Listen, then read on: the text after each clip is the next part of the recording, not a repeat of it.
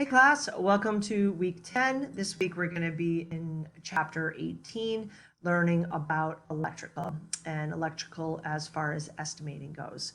So I'm going to be giving you some additional information that's not related to this PowerPoint, or maybe not so clearly described in our book in this chapter. So please just listen to this video and just remember to take notes in case any of this stuff is quiz worthy. I can tell you that the electrical symbols that I put in our course content this week will be quiz worthy stuff. Please make sure you know where that is, download it to your computer or whatever. I want you to be able to pick up on some symbols there. I also put a picture of a floor plan with electrical symbols on it so you can kind of see what that looks like.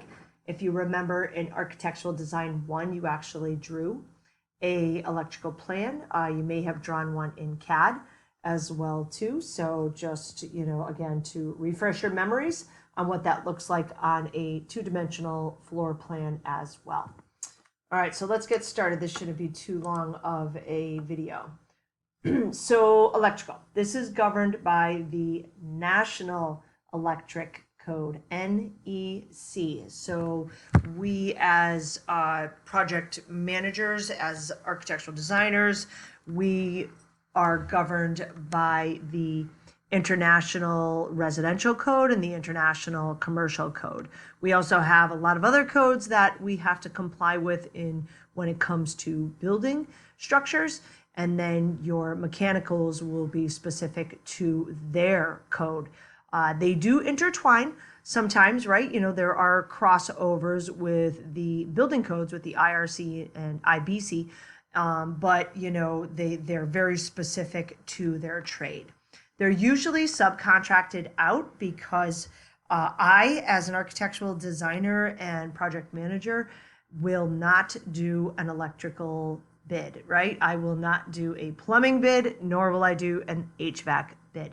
These are very specialized specialties that they know what they need, they know why they need it, and they know how to use it. So it's best left to them. And we're going to talk through this video and you're going to read about it a little bit. And again, I'm going to give you some additional information about how they break it out, because as I've said in my videos, my husband's a master electrician and we've owned companies together and we work on many projects together still currently to this day. So I've helped him with specifications and I understand the process. But again, we're going to be looking through things on this PowerPoint that is even kind of foreign to me. I let the individuals with that specialty, take care of what all of the little details are of their estimate. So you will be looking at a single contract from the electrician, and that is it's a subcontract to the construction contract that the general contractor has with the client, right? So the electrician actually has this subcontract with the general contractor. And then the information is put into the contract and specifications with the general contractor and relayed to the homeowner, to the client. The electrician surely works with the client on site as well too. There's a lot of information that he or she would want to get from the client rather than the general contractor. So hopefully there's good communication skills going on there with the general contractor and his subcontractors, because it's really imperative to, as far as I'm concerned, to make sure you're getting your client exactly what they want. And that means having your contractors be comfortable with doing walkthroughs with the, with the clients. So single contract, the electrical work is typically divided into 3 phases: the sub-rough, the rough, and the finish. So I really want you to be able to remember those 3. That's quiz worthy.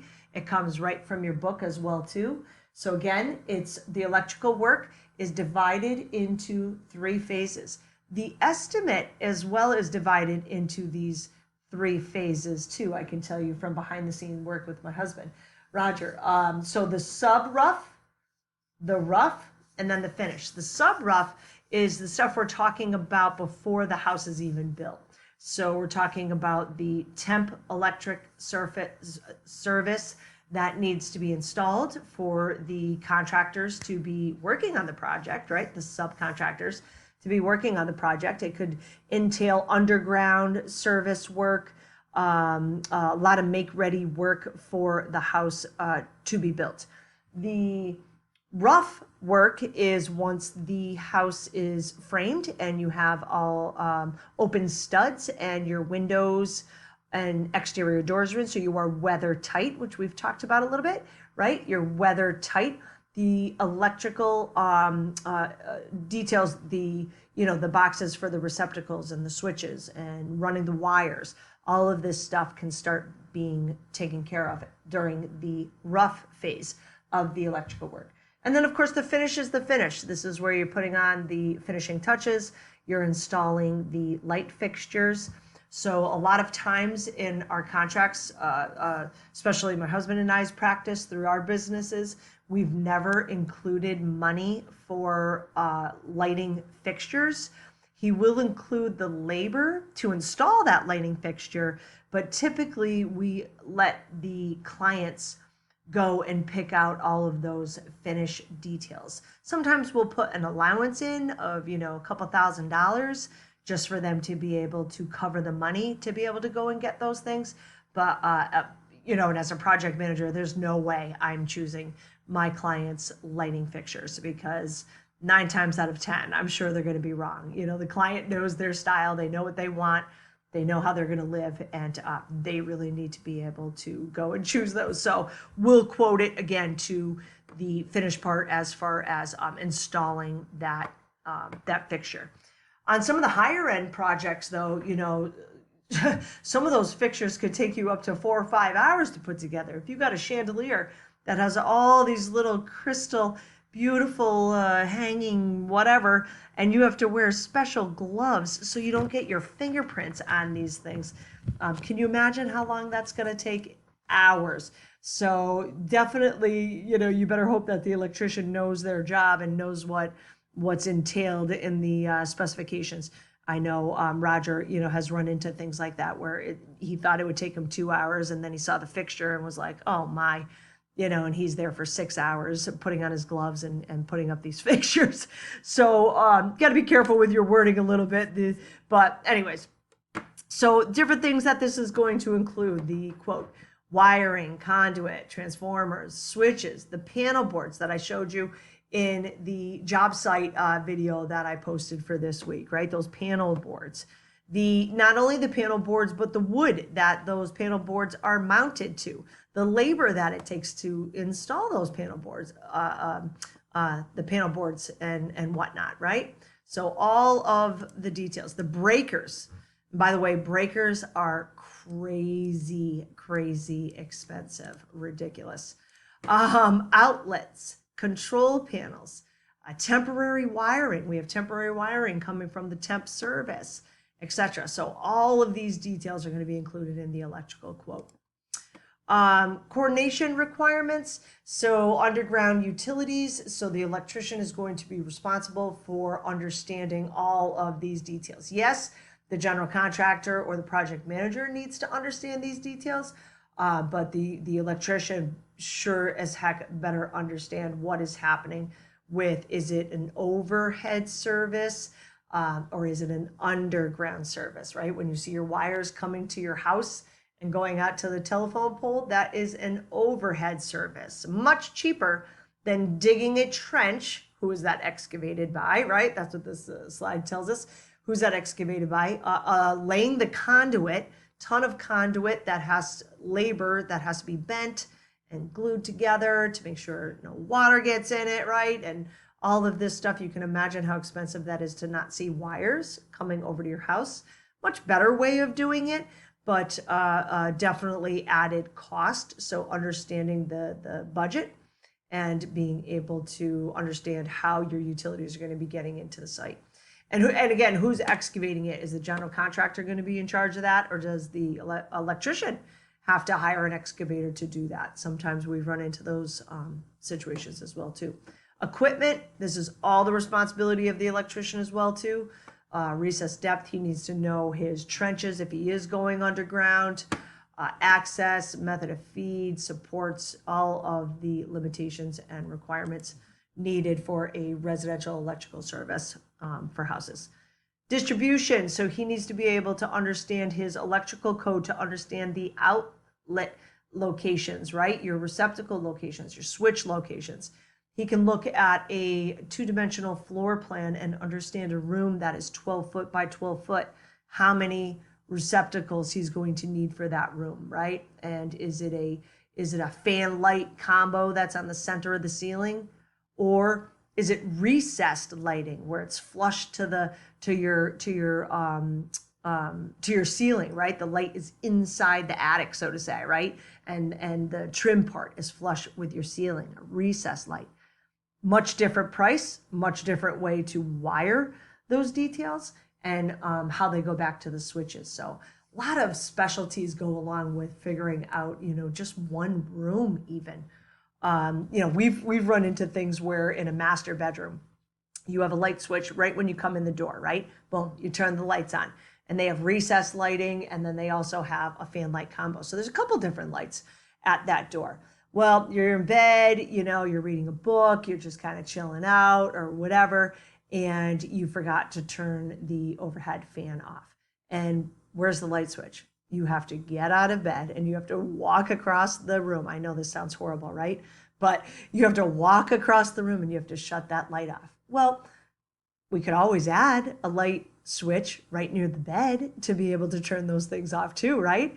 So these special little details come up in conversation and just make people's lives a little bit easier. And if you're building a house, to be able to think about those things, and maybe it only cost another $250 for another switch location, is that really the biggest deal to have that, special feature? No. Or what about Christmas lights? We also used to do this Christmas package where every single receptacle underneath a window could have a pretty candle plugged into there, and then all of those receptacles, because you can have switched receptacles in a room. Some of you might have one right now where that receptacle light at your table or something doesn't work unless you flip the switch on, right? Switched receptacle. So you have these Christmas lights, so you have all these little candles that are plugged into a receptacle, and those receptacles all through the house are going back to one switch in one location that you just pop on, and all your pretty Christmas lights come on. What a wonderful detail that is. We've only done that a couple times because obviously a whole house like that, could get very expensive depending on how many windows you have. But what a cool feature to be able to just go over and flip on your Christmas switches. So, a lot of considerations, special considerations can be taken into account for lighting. Lighting is really special. I wish I had more time to talk about it, and I talk a lot about it in my sustainability class because I'm a huge fan with passive solar and thinking about getting natural light in. But not only do you play with natural light, but we need to be able to play with the artificial light that we use in residential or commercial spaces as well too. It can really change moods in different spaces, in different people, and I just think it's very powerful. So think about it. People, there's been studies that people use certain kind of light when they're depressed during the winter time because they're not getting any vitamin D. So even just health wise, I show this video in sustainability. It's a nursing home, and these LED lights that they installed have different values to them. So the light that's given from the bulbs changes the color. So it's a color variation, right? And so at this nursing home, that light would change its intensity, or its what word am I looking for? The kelvins of a light, 3,000 kelvins, 3,500 kelvins, 4,000 kelvins. So if you take sustainability with me, I have some really cool charts that show what kind of light is projected by the kelvins that it's releasing. And again, there was a study at this nursing home that actually helped these individuals. I believe it was the area that people had dementia. So they're very confused, right? So if you alter the light, it actually makes them feel like different times of the day. So light can be a very powerful thing. Mounting surfaces. So this is just, again, just coordinating details. You know, the electrician is around during rough frame to make sure that he's able to achieve all of the things that he needs to achieve for light fixtures and switch locations next to doors and stuff. So he might have to add some 2x4 blocking or whatever to be able to make sure everything can work before he goes in there and starts wiring up the house. Special equipment. So this would be specialty equipment, field provisions, storage, scheduling. Scheduling is a big deal to work with your electrician as far as when work needs to be done. There's a lot of coordination between this sub-rough, rough, and finish work, these phases that the electrician does, and working with the project manager, and figuring out when they need to be on the job site and always giving them enough advanced notice so they can work it into their schedule and when it's going to be required. And, making sure the jobs are done on time. There's usually a payment associated with when mechanicals are done with rough stage. There's typically a bank payment ready. So I definitely am very tight on my schedule when it comes to the mechanicals because I know a payment is coming. And that's always good. And these subcontractors want to get paid, right? When they're done with their rough, they typically have a payment schedule in their work that they're ready for, wrapping up their labor and material costs associated with the rough phase of the job. So components grouped into assemblies. I'm just going to kind of go through some of this stuff because I'm kind of talking on my own, not really even using this PowerPoint just as a guide. Oh, so the assembly. So when they're quoting, that's what it is. Okay. So like a switch to a receptacle. So that receptacle has a certain amount of components associated with it, and that switch has a certain amount of components generated with it. There's also labor and wire associated with that. So for instance, when Roger is doing quotes for somebody and they want to add a receptacle, he can say, all right, well, the rest of the receptacles in this room are to code and they're in my budget already, but if you want to add that extra receptacle over near your bed for whatever reason, it's going to be $250 because he knows this component grouped into this assembly, what that costs, what the wire costs, what the labor costs, and what he's got to do to be able to do that, right? So that's what this is talking about. So here's an assembly of a single pole switch assembly. You got the gang box, you got the single pole switch, you got a cover plate, you got 2 wire nuts, an allowance of 20 feet of 14-2 Romex wiring. There's no labor in here, but that $250 per opening or that $175 per opening, typically in my world, what we've done in the past is that would include labor as well too. So he knows it'll take him an hour to do, this rough part. It's going to take them about half hour, not even, to put the cover plate and these nuts on and be able to clean things up nice, put the receptacle in there, whatever. So he knows what it's going to take to be able to do this, right? He's been an electrician for a long time. So they group these things into assemblies so they can generate a quote quicker for the general contractors out there. Here's some assemblies. Here's a sample residential assembly chart with all the different components. You can look through this at your leisure. This is all right in our book. The detailed estimate. So this accounts for all of the parts and pieces of these different assemblies that you're seeing throughout this PowerPoint and in your book. We can use allowances on some of the smaller items, such as wire nuts and stuff, but typically I don't see that. Everything is a detailed estimate, and everything is located right in, I don't see how many wire nuts and things of that nature, he's using. I don't need to see that as a general contractor. He knows what he needs to be able to do to cover his costs of materials and labor and make a little profit and overhead for himself. Conduit and wiring, must include up and down. So you can kind of read through this in the book. I'm just going to jump through these. Parallel to the building wall, additional wiring is needed at each end. So this is talking about conduit and stuff. Here's conduit. Some details that go along with conduit. I was talking about conduit in a underground service, right? So you have all these J channels with covers. You have sweeping elbows. Sometimes you got to bend it yourself. Sometimes you got hangers. Electrician needs to know all of this information. And then here is just a conduit layout. So they're looking at the panel, the J box, things of this nature. So he's just running his dimensions. So I'm not going to get too much into that because that's the electrician's job. All right, so you have the different phases that I want you to be able to remember. The sub-rough could also be included as a temp phase as well too, right? So the temp service is in place for everybody to work, and the electrician goes out there and does just that on the outside of the house to make sure people have some power to be able to build the house, right? And then he comes back for rough, and then he comes back for finish as well too, or she. Lighting, you want to make sure that you're lighting at all exterior doors. That's code. When you enter a room, you need to be able to flick a switch. You got to put some lights on. As soon as you hit a staircase, you have to be able to switch it at the top and the bottom. That's a three-way switch.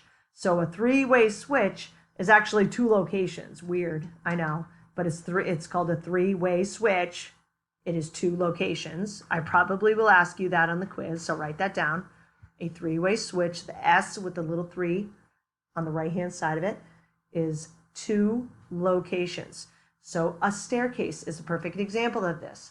You switch the light on at the top of the stairs, you get down the stairs, and you switch it off, okay? Exterior lights for parking, walkways, and patios. You want to make sure, again, you're getting that exterior space lit up for safety, coming in and out, as well as safety, to your house. Electric panel is prepared. Let's see, the meter must be in place. Temp service, size of service is determined by the electrical contractor. The other video I showed you has a 400 amp service. Again, he had to prove that, what he needed. And I think that is it. So make sure you take a look at your electrical fixtures.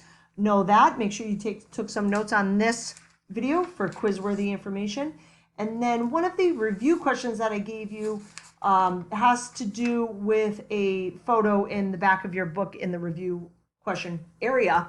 And it's coming up with some numbers on the switches, duplex outlets, GCFI outlets. GFCI, is a ground fault circuit interrupter. These are located in wet locations, okay? So you're going to look at the floor plan and you're going to figure out how many GFCI outlets you need. And then it looks like the book has a price of, I think, $60 per outlet. So if you have 3 GFCIs, you're going to multiply that times 60 and you're going to get an answer.